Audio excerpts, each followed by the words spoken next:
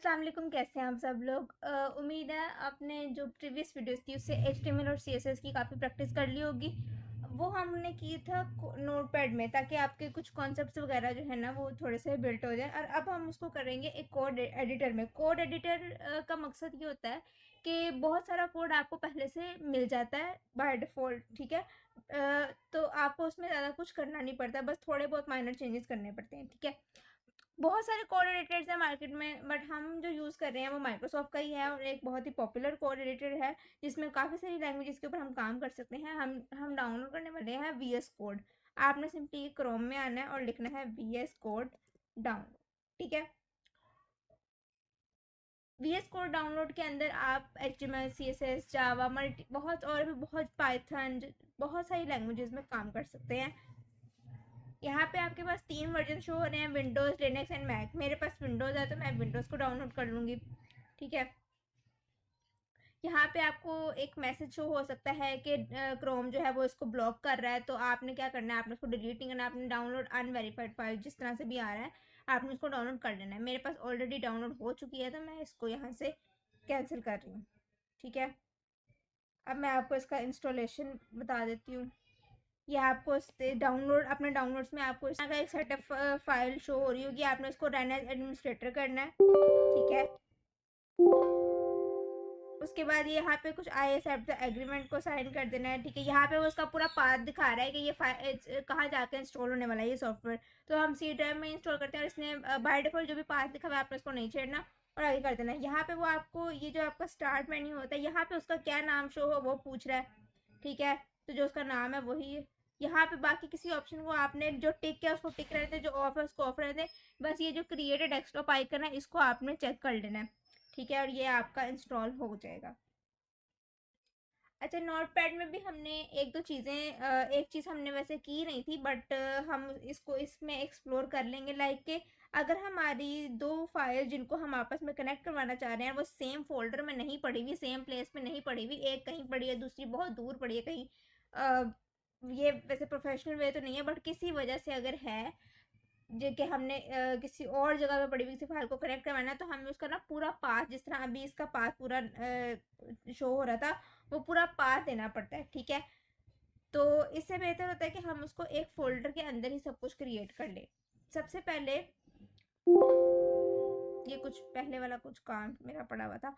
Okay, जब आप इसको इंस्टॉल करेंगे फ्रेशली तो आपके पास ये एक वेलकम पेज शो होगा।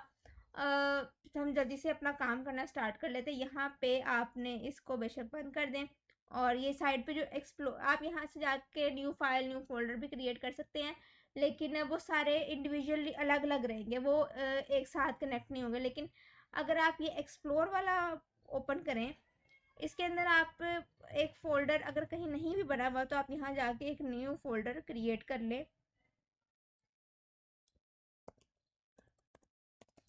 लर्न टू कोड कुछ भी लिख लें, जो भी आपने लिखना है, ठीक है। ओके, जैसे ही आप फोल्डर क्रिएट करेंगे अब आप यहाँ पे आएँ तो आपको इसके साथ छोटे छोटे आइकन नजर आ रहे हैं, new file new folder, new folder, folder के अंदर फोल्डर, ठीक है।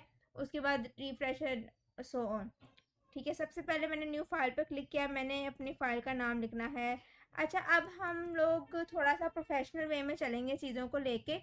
जब प्रोफेशनली हम लोग कोई भी वेबसाइट बनाते हैं तो जो उसका होम पेज होता है, जो सबसे पहला पेज होता है जिसके साथ बाकी सारे पेज कनेक्ट करते हैं, उसको बाय डिफ़ॉल्ट index.html लिखा जाता है, ठीक है। क्योंकि ब्राउज़र उसी को होम पेज समझता है जिसके पास index.html हो। अगर हम अपनी मर्ज़ी से नेम लिखते हैं ना ABC 1 2 3 या होम अबाउट जिस तरह से मुख्तलिफ पेजेस होते हैं किसी वेबसाइट के, तो फिर उसको और इस तरह से ढूंढने में मुश्किल होती है। तो इसलिए ब्राउज़र जो है index.html को as a home page identify करता है, ठीक है। और ये चीज़ें आपको बाद में जाके थोड़ी ज़्यादा अच्छे से समझ आएंगी, ठीक है। सबसे पहले जब मैंने इसको सिंपली HTML यहाँ पे लिखा, उसके साइड पे एक साइन आ गया, मैंने एंटर प्रेस किया। अब हमने क्या करना है, हमने एक्सक्लेमेशन साइन डालना है, ठीक है, जो आपके 1 के ऊपर होता है कीबोर्ड में। तो आप शिफ्ट 1 प्रेस करें तो आपका एक्सक्लेमेशन साइन आ जाएगा, उसको आपने एंटर करना है। देखें आपका जो बेसिक स्ट्रक्चर होता है HTML पेज का वो सारा यहाँ पे बनकर आ गया, ठीक है। अब आप चाहें तो इसकी बॉडी में कुछ लिख दें, वेलकम लिख देते हैं, ठीक है। आपकी बुक्स वगैरह में या बहुत सारे जगह पे कोडिंग की जब नया कोड लिखा जाता है तो उसमें हेलो वर्ल्ड लिख दिया जाता है, बट हम वेलकम लिख देते हैं। अच्छा, ये जो आपको डॉट शो हो रहा है इसका मतलब है कि ये फाइल अभी सेव नहीं हुई, तो जब आप कंट्रोल एस प्रेस करेंगे तो अब वो डॉट गायब हो जाएगा और ये फाइल अब हो गई है सेव। ठीक है, ओके। अब आप यहाँ पे नीचे जाए तो आपको एक गो लाइव एक शो हो रहा होगा। अगर आप इस पे प्रेस करेंगे तो ये आपको डायरेक्टली आपके आउटपुट पेज पे ले जाएगा। ठीक है, पहले की तरह आपको बार बार उसको सेव करके इसको अलग से रीलोड करने की ज़रूरत नहीं पड़ेगी। अब हम देखते हैं कि ये हो कैसे रहा है। अच्छा, इसके ऊपर एक तो ये तो इसका पाथ आ रहा है, ये इसका टाइटल ना है जो हम अभी आगे चेंज कर लेंगे। और ये जो मैंने बिना किसी टैग के जो टेक्स्ट लिखा है वो बॉडी टैग कंसिडर किया जाता है, तो इसलिए उसने उसको बॉडी टैग कंसिडर किया।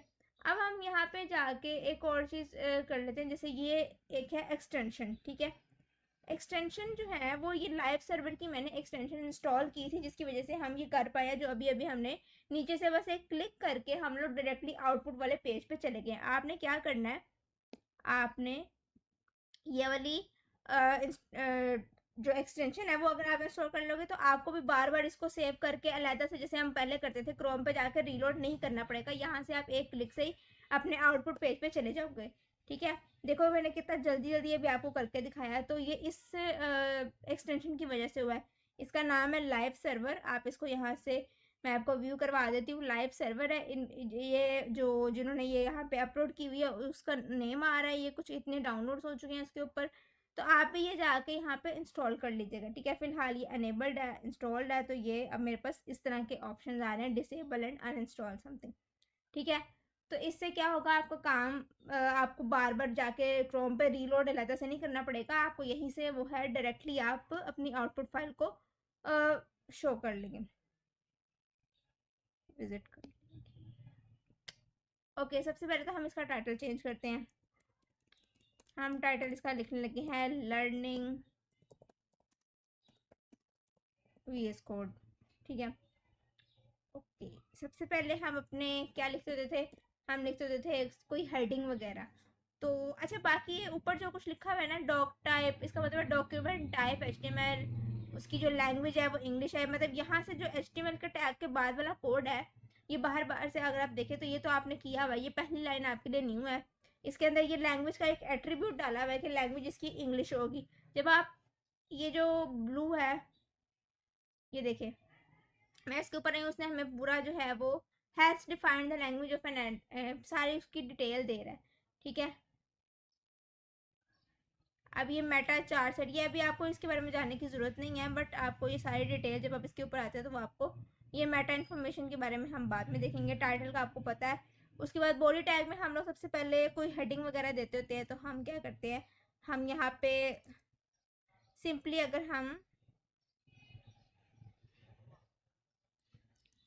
ठीक है, सिंपली मैंने देनी है H1 की हेडिंग। तो मैं अगर सिर्फ अभी मैंने H लिखा है तो वो H से इसके पास जितने भी कीवर्ड्स है वो सारे शो हो गए, like H1 to H6 and this HTR is, बाद में देखेंगे इसको।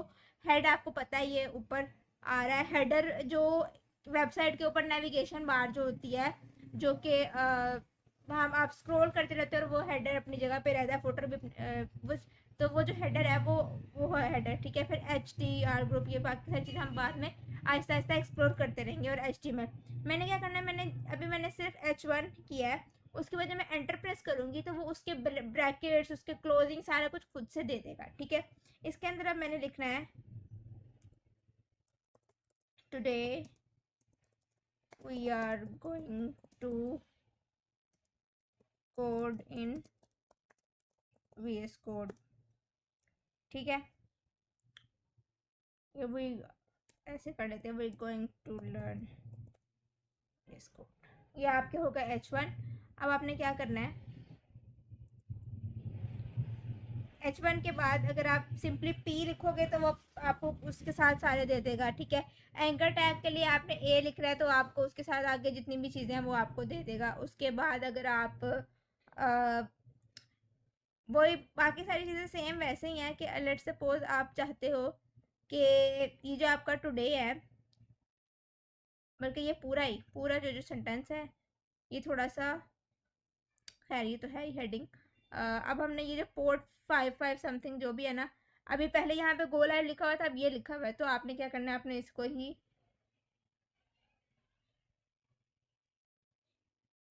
वायर सर्विस ऑफलाइन, ओके, एक दफ़ा उसको प्रेस किया, अब दोबारा वहाँ पे किया है, ओके, हमारा ये देखिए ये अपडेट हो गया हुआ है।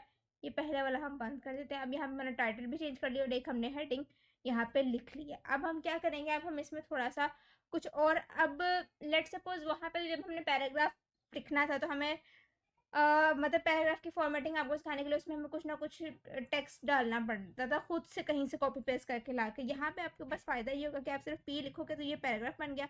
यहाँ पे आपने लिखा है LORM लॉरम, तो ये कुछ ना डमी टेक्स्ट थोड़ा सा कर देता है। फिलहाल कि क्या हुआ, ये एक ही लाइन में आ गया और यहाँ पे स्क्रोल आ गया।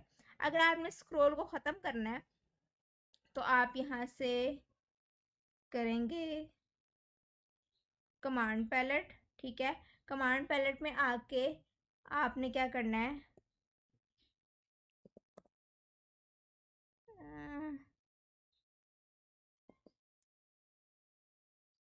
कमांड पैलेट में आके आपने लिखना है वर्ड, फिर यहाँ पे आ जाएगा व्यू टॉगल वर्ड रैप। इसको जब आप प्रेस करेंगे तो अब आपका स्क्रॉल खत्म हो गया और वो जितना भी टेक्स्ट था वो आपकी स्क्रीन के मुताबिक जो है वो एडजस्ट हो गया। तो अगर आपको स्क्रॉल नहीं चाहिए, लाइक अगर आपकी स्क्रीन के मतलब छोटी और स्क्रॉल आ जाए, या वैसे भी आप बहुत सारा टेक्स्ट लिख रहे हो और स्क्रॉल आ गया, तो आप उसको इस तरह से ख़त्म कर सकते हो। अब ये एक टेक्स्ट है, ठीक है। अब मैं इसके ऊपर मुख्तलिफ मुख्तलिफ जिस तरह से हमने पहले किए थे, लाइक मुझे चाहिए कि ये जो वर्ड है ना ये किसी और लैंग्वेज में लिखा हुआ है, ये जो भी वर्ड है मुझे इसको बोल्ड करना है। मैंने सिंपली यहाँ पे बी किया, अब ये इसके अंदर लिखना पड़ेगा ऐसे उठा के। इसको आप क्या कर सकते हो, ठीक है, आपको सिर्फ ओपनिंग देना है और इसको सेव कर लें साथ ही, और क्लोजिंग जो है वो बाय डिफ़ॉल्ट खुद ही आ जाएगी। अब ये बॉडी टेक्स्ट है, ठीक है। ये जो मैंने वर्ड बोल्ड किया था ये बोल्ड हो चुका है। और अब हम क्या करते हैं, अब हम बाकी चीज़ों को भी देख लेते हैं। ये बार बार अलग से क्यों आ रहा है, इसको तो उसी में होना चाहिए था।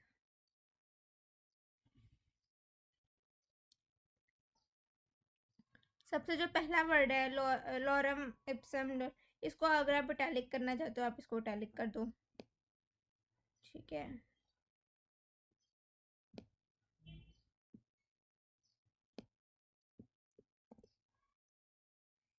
इन चीज़ों की तो अब आपने बहुत अच्छे से प्रैक्टिस कर ली होगी।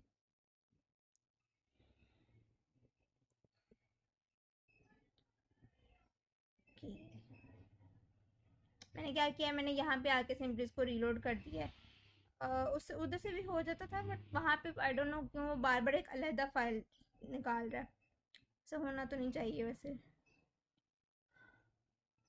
अंडरलाइन रह गया, इस वाले को हम कर लेते हैं अंडरलाइन। यहाँ पर हम क्या करते हैं, हम अपनी हेडिंग को ही अंडरलाइन कर लेते हैं। थोड़ी सी आपको स्पेस देनी पड़ेगी, ठीक है। स्पेस दे उन दोनों में मैंने ना थोड़ी सी स्पेस ऐड किया, जिसकी उस पहले ना ये नहीं आ रहा था।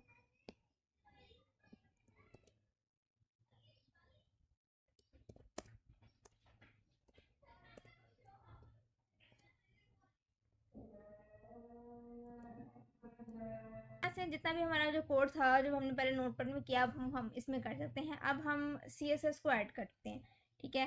लाइक ये जितनी भी चीज़ें हैं इसको अब आप यहाँ से करेंगे रिमूव। लाइक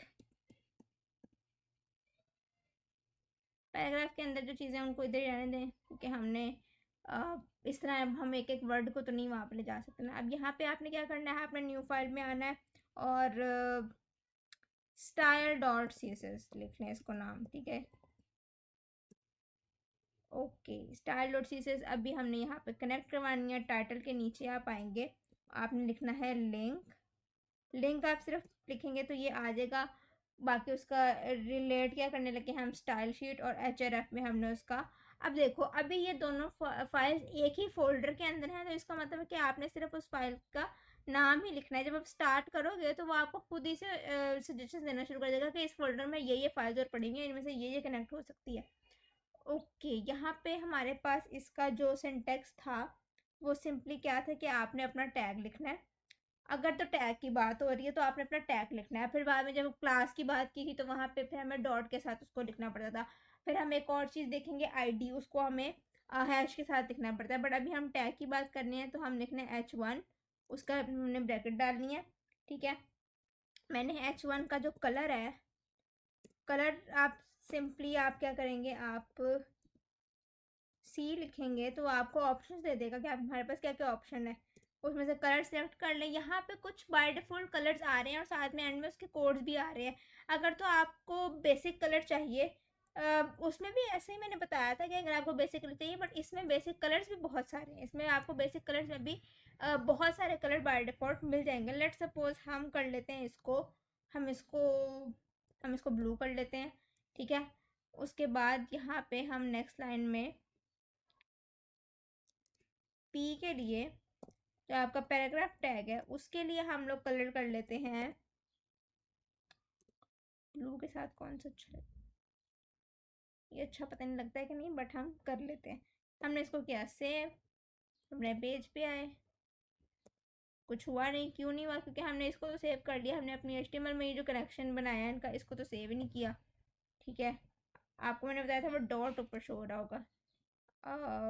बहुत ही अजीब से कलर है, पर चलें, टेस्ट करना था ना, टेस्ट हो। अब हम क्या करते हैं, हम इसको रेड कर लेते हैं।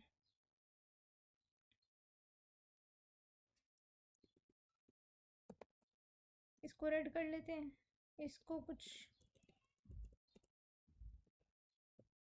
इसको ब्लू कर लेते हैं। ठीक है, ओके।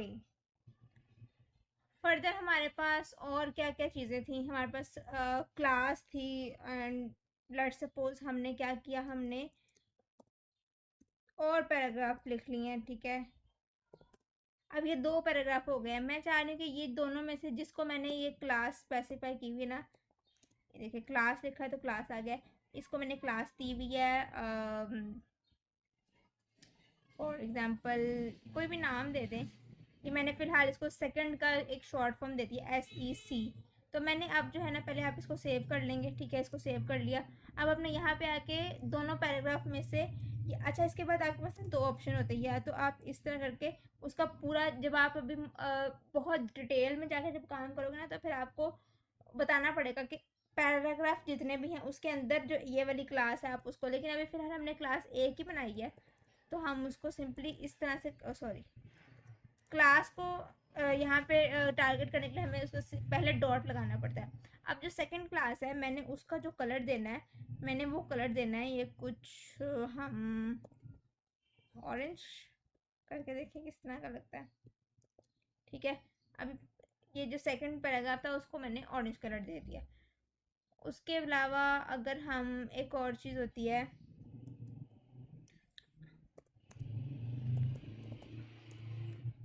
एक चीज़ होती है आईडी। जैसे क्लास से मुराद वो होती है कि जैसे आपकी एक क्लास है, लेट्स सपोज अगर आप स्टूडेंट हैं तो आपकी क्लास है, उसमें कुछ 40-50 स्टूडेंट्स हैं, और उन सब, वो सब जो हैं वो उस क्लास को शेयर कर रहे हैं, वो सारे कोर्सेज शेयर कर रहे हैं, वो उन सब के टीचर सेम हैं, उनका अगर स्कूल है तो मतलब सेक्शन ए है तो सबका सेक्शन ए ही है। ठीक है, क्लास से मुराद ये होता है कि एक जो प्रॉपर्टी है ये जो है वो सबके पास है। और जो आईडी है, आईडी आपका यूनिक जो रोल नंबर है ना, आईडी एक यूनिक होगा, आईडी और किसी के पास नहीं होगा। तो आईडी अगर हम यहाँ पे लगाना चाहें तो आईडी मैं इसको लगा देती हूँ कि ये वाला जो स्पेसिफिक पैराग्राफ है ना, ये है हमारे फ़िलहाल के लिए आप इसको आईडी कुछ भी लिखते हैं, लेट्स सपोज 1 लिखते हैं। ठीक है, आईडी आपका यूनिक होगा। आईडी एक स्टूडेंट का, एक आईडी एक स्टूडेंट का ही हो सकता है, किसी और का नहीं हो सकता। और आईडी को हमने अगर स्टाइल करना है तो आईडी को स्टाइल करने के लिए हमें उसके साथ हैश लगाना पड़ता है। ठीक है, हैश से पता चलता है कि हम आईडी को टारगेट कर रहे हैं। अब मैं आपको कलर के अलावा भी कुछ बता देती हूँ। लेट्स सपोज हम बीजी कलर की बात कर लेते हैं। सॉरी, यहाँ पे पूरा लिखा हुआ है बैकग्राउंड कलर। अगर हम ऊपर अभी वो ब्लैक ही है तो बैकग्राउंड में अगर मैं इसको येलो कर दूं, ठीक है। ऊपर क्या है, ऊपर ब्लू क्यों आ रहा है? क्योंकि मैंने अपने पैराग्राफ को बाय डिफॉल्ट यहाँ पे ब्लू कलर दिया था। तो मैं इसको क्या करती हूँ, मैं इसको यहाँ से रिमूव कर देती हूँ। तो अब वो क्या होगा, अब वो जो ब्लैक कलर है, सिर्फ इसमें क्या हुआ कि सिर्फ जो 2 वाला था उसका मैंने सिर्फ टेक्स्ट कलर चेंज किया, और जो 3 वाला इसको क्लास दी थी इसलिए, और इसको एक आईडी दिया, और उस आईडी को टारगेट करते हुए मैंने इसका सिर्फ बैकग्राउंड कलर चेंज किया है, बाकी नहीं। और मैंने आपको बताया था कि ये पैराग्राफ का बैकग्राउंड जो हमें, वैसे तो आप कहेंगे कि इसका कौन सा बैकग्राउंड है, लेकिन मैंने आपको बताया था शायद कि जब आप लेफ्ट क्लिक करके इंस्पेक्ट करते हो, यहाँ पे इधर इसमें एक एरो आ रहा है, जब आप उस एरो के बाद आप किसी भी एलिमेंट पे जाते हो, देखो H1 का वो उसने बता दिया है कि H1 पूरी की पूरी स्पेस को ऑक्यूपाई कर रहा है। पैराग्राफ भी इसी तरह से पूरी की पूरी स्पेस को ऑक्यूपाई कर रहा है। अभी जब हम कुछ और चीज़ें लिखेंगे तो उसका फिर जैसे हम अगर बटन लिखते हैं तो वो सिर्फ अपनी जितनी उसकी स्पेस बनती है उसी को ऑक्यूपाई करेगा, पूरे पेज को ऑक्यूपाई नहीं करेगा। अगर मैं इसको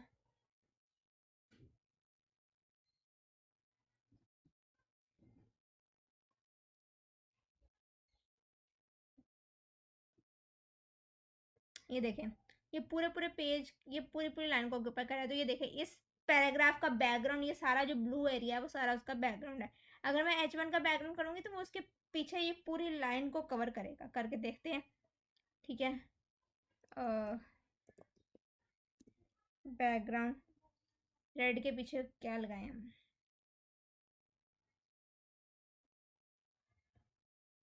कुछ भी, ये पता नहीं मैंने कौन सा कलर लगाया, बट लेट्स सी।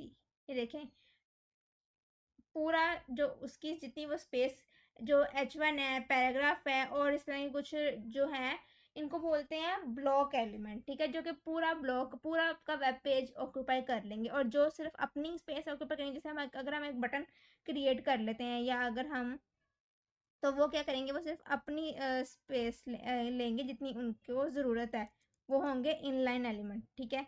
यहाँ पे अब बटन का एक टैग है, उसमें मैंने लिख दिया क्लिक मी, ठीक है। तो जब आप, हम यहाँ पे आएंगे, क्लिक में बटन जो है, आप देख रहे हो वो सिर्फ ये देखो, इसमें मैं आ रही हूँ वो पूरी स्पेस ले रहा है। जब मैं बटन पे आ रही हूँ वो सिर्फ उसी स्पेस को ले रहा है जो उसको ज़रूरत है, ठीक है। अच्छा, इनके एक और चीज़ ये होती है कि देखो, मैंने पहले H1 लिखा है तो वो पूरी स्पेस, उसके बाद मैंने पैराग्राफ लिखा है, वो उसके साथ से नहीं शुरू हुआ, वो ऊपर के नीचे से शुरू हुआ, क्योंकि वो उसने ऊपर वाली स्पेस सारी ऑक्यूपाइड है। अब अगर मैं बटन के आगे से एक पैराग्राफ नहीं, अगर मैं बटन के आगे से एक और बटन कुछ कर दूं, फॉर एग्जांपल साइन अप लिख देते हैं, तो वो उसके बिल्कुल साथ से आ रहा है, क्योंकि इसके लिए क्योंकि इसने सिर्फ इतनी ही स्पेस ली हुई, बाकी सारी खाली है, इसलिए वो उसके आगे ही लिखा आ गया। तो ये वाले जो एलिमेंट्स होते हैं, ये होते हैं इनलाइन एलिमेंट्स, जो कि सिर्फ अपनी स्पेस लेते हैं, एक्स्ट्रा स्पेस कवर नहीं करते। और ये जो पूरे स्पेस लेते हैं, ये हैं ब्लॉक एलिमेंट्स, ठीक है। तो आज के लिए इतना ही।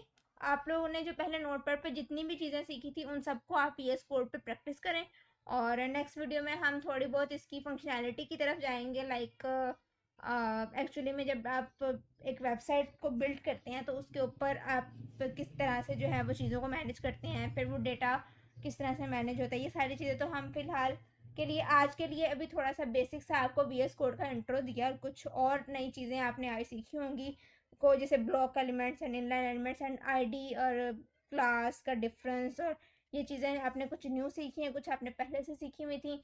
इन सारी चीज़ों को आप प्रैक्टिस करते रहें।